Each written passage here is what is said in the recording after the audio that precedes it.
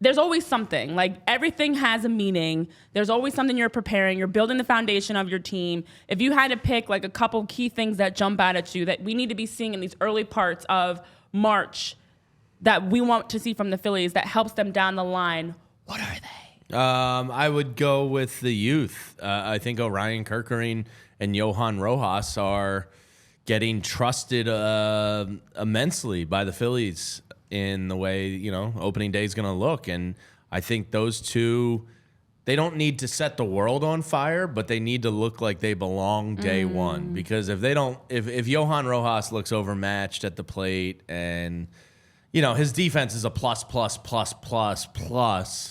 but there's a point where, even in the 9-hole where he's hitting, he has to look the part. So I really think Rojas and then Kerkering, they basically counted on him to take over these 75 Craig Kimbrell innings. And let's not forget, Craig Kimbrell was perhaps the team MVP for the first 3 months of the season last year. Yeah. Him and Bryson Stott. So, those are two pretty big roles. So I think if you're going to get off to a strong start here and potentially compete for the division and not just the wild card, I think those two have to kind of in the first month of the season look the part in a major way. Yeah. And I don't need Johan Rojas hitting like 310 or something. I just need him hitting at least like 240 because his on base isn't going to be high. Like, he's not going to command.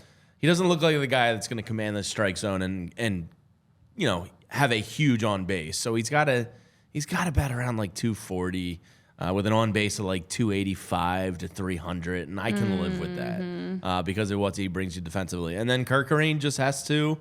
I think he's got the right mindset, but he's got to go out there and look like a beast because that's a big spot they're counting on for him. So if I had to pick one, I would go with the youth of the team really has to step up and answer the bell. Yeah. I think for me, it actually would be depth, kind of piggybacking off of that a little bit because of the fact that it's such a long season and injuries happen. We obviously know Brandon Marsh needed to get a procedure done on his knee, and Alec Boehm had neck spasms. Even outside of the Phillies, you saw Ronald Acuna Jr. had to get flown out to see an orthopedic because he had some irritation around his meniscus. This time of year is a time, yes, you're trying to slowly ease back in, you're trying to work on things, but you also want to make sure long-term you're keeping your guys healthy.